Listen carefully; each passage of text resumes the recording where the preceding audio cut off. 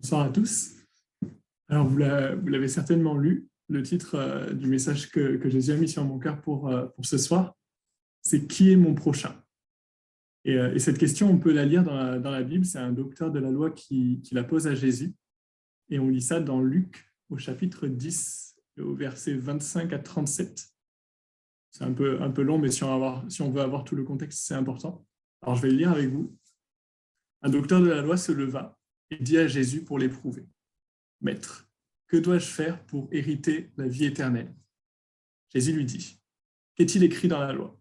Qui lis-tu » Il répondit, « Tu aimeras le Seigneur ton Dieu de tout ton cœur, de toute ton âme, de toute ta force et de toute ta pensée, et ton prochain comme toi-même. » « Tu as bien répondu, lui dit Jésus. Fais cela et tu vivras. » Mais lui, voulant se justifier, dit à Jésus, « Et qui est mon prochain ?» Jésus reprit la parole et dit, « Un homme descendait de Jérusalem à Jéricho. Il tomba au milieu des brigands qui le dépouillèrent, le chargèrent de coups et s'en allèrent, le laissant à demi-mort. Un sacrificateur qui, par hasard, descendait par le même chemin, ayant vu cet homme, passa outre. Un lévite qui arriva aussi dans ce lieu, l'ayant vu, passa outre. Mais un samaritain qui voyageait, étant venu là, fut ému de compassion lorsqu'il le vit. Il s'approcha et banda ses plaies, en y versant de l'huile et du vin. Puis il le mit sur sa propre monture, le conduisit à une hôtellerie et prit soin de lui.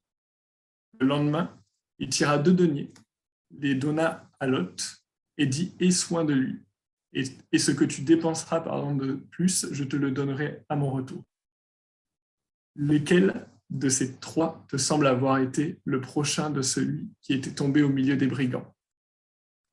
C'est celui qui a exercé la miséricorde envers lui, répondit le docteur de la loi. Et Jésus lui dit, va, et toi, fais de même. Ce qui me percute dans ce message, dans ce passage, c'est qu'à première lecture, on pourrait croire que Jésus répond à côté de la question. Il ne donne pas la bonne réponse. Parce que le docteur de la loi lui pose donc cette question pour le piéger, que dois-je faire pour hériter de la vie éternelle? Mais Jésus connaît déjà le cœur de cet homme. Il sait que cet homme veut le piéger. Alors, il utilise une question pour répondre à la première question. C'est quelque chose qu'il fait souvent pour entre guillemets, piéger, enfin, contrer les hommes qui veulent le piéger par des questions. Et donc, on arrive à ce commandement que le docteur de la loi lui cite, qu'il connaissait finalement très bien. Et là, on lit juste après, mais lui, donc le docteur, voulant se justifier, dit à Jésus. Et je veux appuyer aussi sur ce voulant se justifier. Je crois que si on lit si souvent dans la Bible des passages dans les évangiles à propos des docteurs de la loi et toutes ces personnes qui par leur raisonnement et tout ça veulent piéger Jésus, veulent contredire Jésus, malgré tout ce qu'on peut dire sur ces raisonnements et sur la façon dont ils veulent piéger Jésus, ben en fait, si on en entend autant parler, je pense que c'est parce que ça peut nous représenter, ça peut représenter certains de nos raisonnements à nous. Et parce que ces personnes-là, en fait, par ces raisonnements-là, veulent juste se justifier, donner une excuse à leur acte et vraiment contrer ce qui pourrait venir perturber leur zone de confort, qui pourrait leur faire les mettre dans une situation qui est inconfortable pour eux. Et malheureusement, ces genres de situations nous poussent souvent à freiner, ces genres de raisonnement, nous poussent souvent à freiner l'œuvre de Dieu. Et quand on remet en question ce qu'il nous demande, qu'on négocie pour ne pas se mettre justement dans une situation qui nous paraît inconfortable, c'est une manière, oui, de freiner l'œuvre de Dieu. Et le commandement qu'il donnait pourtant était très clair. Il disait « Tu aimeras le Seigneur ton Dieu ». Alors jusque-là, le docteur de la loi n'a pas négocié, mais aussi ton prochain comme toi-même. Et c'est là qu'il cherche à se justifier. Alors on pourrait dire « Oui, mais si la personne en face de moi a commis tel péché, et si c'est une personne de mauvaise vie, ou je vais quand même pas lui parler, je vais quand même pas passer du temps avec cette personne et l'aimer. Et si c'est une personne qui m'a fait du mal ou qui a fait du mal à ma famille, je vais pas l'aider maintenant qu'elle en a besoin. » Mais en fait, qui est mon prochain? C'est ce que demande cet homme. Parce que je ne pense pas que ça soit ces gens-là.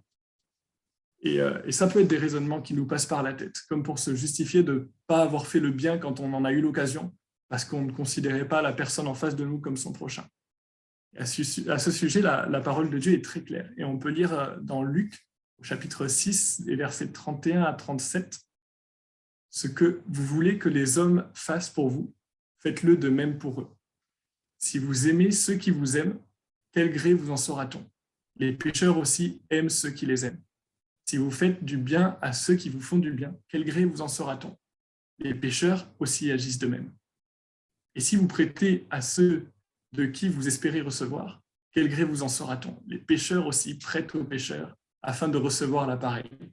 Mais aimez vos ennemis, faites du bien et prêtez sans rien espérer. Et votre récompense sera grande, et vous serez fils du Très-Haut, car il est bon pour les ingrats et pour les méchants. Dieu attend de nous plus que des gens du monde. Il attend qu'on tende à lui ressembler, en fait, dans sa bonté et sa miséricorde, sans tenir compte des défauts de la personne qui est en face de nous. Et pour en revenir à notre premier texte, donc je disais, on pourrait croire que Jésus répondait à côté. En fait, Jésus ne donne pas la mauvaise réponse. Il pousse plutôt cet homme à réaliser qu'il pose la mauvaise question. On lit donc « Lequel de ces trois te semble avoir été le prochain de celui qui était tombé au milieu des brigands ?» En d'autres termes, la question n'est pas « Qui est mon prochain ?», mais plutôt « De qui est-ce que je suis le prochain ? À qui est-ce que je peux, à qui est-ce que je dois faire du bien ?» Et finalement, la réponse à cette question est très simple, elle est dans le mot central de la question, le mot « prochain ».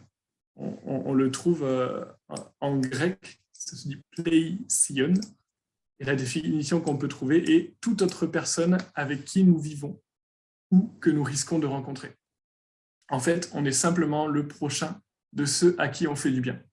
Jésus ne nous demande pas d'être des chrétiens passifs qui attendent qu'on lui présente son prochain pour lui dire « fais du bien à cette personne ».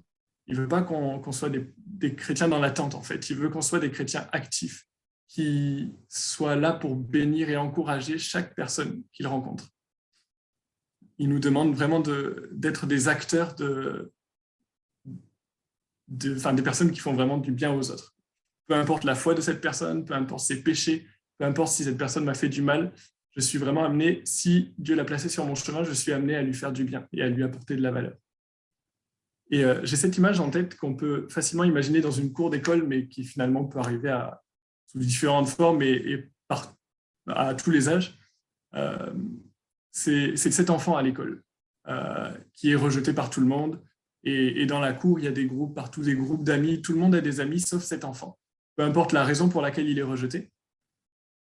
Mais du coup, moi, je prends mon exemple. Moi, j'ai mes groupes d'amis et j'ai tout juste réussi à m'intégrer dans un groupe d'amis et maintenant tout va bien, alors je ne vais surtout pas m'approcher de cet enfant et encore moins lui parler parce que ça va très vite dans la tête des gens et si je lui parle, si je commence à avoir une relation avec lui amicale, ben, tout le monde va se dire c'est son ami, alors ils vont associer mon image à la sienne et certainement me rejeter pour les mêmes raisons qu'ils le rejettent. Et moi, je risquerai surtout pas mon image durement acquise pour cette personne-là. Alors, vous vous en doutez, Jésus ne nous encourage pas du tout à ça. Et en fait, c'est carrément le contraire.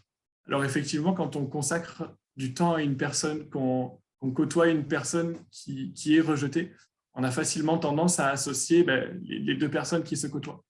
Mais on n'est pas appelé à avoir une image qui se dégrade au contact d'une personne rejetée. Mais on est plutôt appelé à nous-mêmes valoriser l'image de cette personne-là. Parce qu'on côtoie cette personne va être valorisée, encouragée et va aller de l'avant. Ce n'est pas la personne qui va nous ternir, mais plutôt nous qui allons encourager la personne. Et c'est ce que Jésus nous enseigne au travers de ce passage, mais il n'a pas fait que nous l'enseigner. Il nous a montré l'exemple tout au long de sa vie, en allant manger chez des personnes de mauvaise vie, en discutant avec eux, sans se soucier du regard plein de jugement de tous ces docteurs de la loi, de toutes ces personnes qui voulaient le faire tomber. Et plus que dans sa vie, Jésus nous l'a montré parfaitement par son sacrifice. Alors peut-être qu'on n'est pas physiquement dans la même situation que cet homme au bord du chemin qui s'est fait attaquer par des brigands et qui est là sur le bord de la route destiné à la mort si personne ne vient l'aider. Mais spirituellement, c'était mon cas et c'est le cas de chacun de nous en fait. C'est le cas de chacun de nous. L'ennemi s'est déchaîné sur nous. L'ennemi voulait nous éloigner de celui qui pouvait nous sauver. Ou peut-être même nous empêcher de le rencontrer si on ne l'avait pas rencontré. Et il nous a laissés là, sur le bord de la route, enfouis sous nos péchés, et morts spirituellement et destinés à la mort éternelle. Mais Jésus a fait ce qu'il nous enseigne à travers ce passage. Il a été comme le Samaritain, ému de compassion pour nous. Et il nous a tendu la main, acceptant de prendre part à notre souffrance, acceptant que tous nos péchés soient attachés à lui, les portant sur la croix et tout ça pour nous libérer. Il s'est mêlé aux gens de mauvaise vie pendant sa vie, à ceux qui auraient pu ternir son image pour au contraire valoriser leur image et apporter de la valeur à tous ceux qu'il rencontrait et à tous ceux qu'il rencontre encore aujourd'hui. Et Dieu a fait ça pour toi, il a fait ça pour moi, il a fait ça pour tout le monde, mais pour nous particulièrement qui l'avons réalisé, nous avons la responsabilité de montrer notre foi par les œuvres. Alors je ne parle pas forcément du financier, alors ça peut arriver que Jésus nous attende sur ce terrain-là pour bénir quelqu'un en son nom, mais au quotidien, on est vraiment appelé à être des vecteurs de la vie de Jésus et des témoins de qui il est. Et quoi de mieux pour être témoin que de l'imiter. Et je me dis ça, moi le premier, c'est parfois challengeant, que ce soit à cause de la timidité ou de la peur de la réaction de l'autre, d'aller voir les personnes que l'on connaît ou non, pour les encourager, les bénir, répondre à un besoin et vraiment refléter Jésus, en fait, être comme Jésus l'aurait été pour cette personne. Mais rappelons-nous qu'à chaque fois qu'on rencontre une personne, on a une nouvelle opportunité d'être le prochain de quelqu'un et de lui apporter de la valeur. Et c'est un commandement que Jésus nous donne. Et c'est peut-être fort à dire, mais ne pas obéir à un commandement, c'est péché, simplement. Et je vais terminer avec ça. Si on a encore du mal à agir comme Jésus l'a fait, à aimer son prochain comme soi-même, comme il nous l'enseigne, et je le disais à l'instant, peut-être à cause des raisonnements ou bien simplement de la timidité ou de la peur de la réaction de l'autre,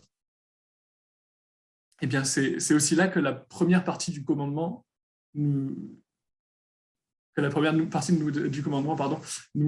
aide aussi. La première partie, c'est « Tu aimeras le Seigneur ton Dieu de tout ton cœur, de toute ton âme et de toute ta pensée ». Certainement que chacun a déjà été passionné de quelque chose. Et je crois que la définition de la passion, c'est clairement ce à quoi nous encourage ce verset. Être passionné, c'est être dans une grande joie quand on pratique ou côtoie le sujet de notre passion. C'est vouloir que ça ne s'arrête pas et toujours y penser, même quand on ne pratique pas ou qu'on ne côtoie pas l'objet de notre passion. Et être passionné de Dieu, c'est précisément ça. C'est dire j'aime sa présence, j'aime le prier, j'aime lire sa parole et je voudrais le faire à chaque instant de ma vie. Et même quand je suis au travail ou à l'école ou n'importe où, je pense à mon Dieu, je pense à ses bienfaits et je me réjouis de lui appartenir. Et Dieu veut vraiment cette relation avec nous. Lui-même est passionné de nous au point d'avoir donné sa vie pour nous. Et il veut prendre toute la place dans nos vies. Il veut prendre toute la place dans nos pensées. Et laisser Dieu remplir nos pensées et nos cœurs, c'est aussi lui laisser mettre sa compassion en nous. Parce que quand on côtoie quelqu'un, quand on apprend à connaître quelqu'un, cette personne déteint sur nous. Le mot est familier, mais déteint sur nous. Et donc voilà, je pense que c'est les deux axes que Dieu nous amène à travailler au travers de ce passage. C'est aimer Dieu avec passion et tous ceux qu'on rencontre, avec compassion. Se laisser toucher et se sentir concerné par leur situation pour pouvoir être à chaque instant des témoins de Jésus et le refléter par nos actes. C'est l'objectif numéro 1 dans nos vies de chrétiens, c'est de toucher un maximum de gens par le reflet de Jésus au travers de nous et vraiment qu'un plus grand nombre puisse être sauvé. Voilà, je vais prier pour la suite. Seigneur, je te remercie pour ta parole qui nous encourage à chaque instant, Seigneur mon Dieu. Tu nous encourages dans notre vie personnelle à vraiment rechercher ta face toujours plus, Seigneur Jésus, à être toujours plus proche de toi, Seigneur mon Dieu. Et vraiment, je te remercie vraiment parce que tu nous donnes l'exemple parfait, Seigneur, par ta vie et tu nous donnes toujours la clé aussi, par ton sacrifice, Seigneur mon Dieu, l'accès à ta présence, Seigneur Jésus. Je te remercie vraiment parce que lorsqu'on s'approche de toi, qu'on apprend à te connaître, Seigneur mon Dieu, tu déverses tes pensées en nous, tu déverses vraiment ton cœur en nous et tu nous apprends à aimer comme tu aimes, Seigneur Jésus. Et vraiment, je te prie, Seigneur, que pour chacun de nous qui te connaissons, Seigneur mon Dieu, on puisse vraiment apprendre à aimer notre prochain comme soi-même, à être des acteurs, Seigneur Jésus, et vraiment à toucher un plus grand nombre, Seigneur mon Dieu. Je te prie vraiment que l'Église de Montauban puisse avoir un impact, Seigneur Jésus, et que vraiment chacun on puisse avoir un impact dans notre entourage, Seigneur mon Dieu, et qu'on puisse ne pas être, c'est vrai, des chrétiens passifs, mais des chrétiens actifs qui cherchent à aimer et à toucher chacune des personnes qu'elles rencontrent, Seigneur Jésus.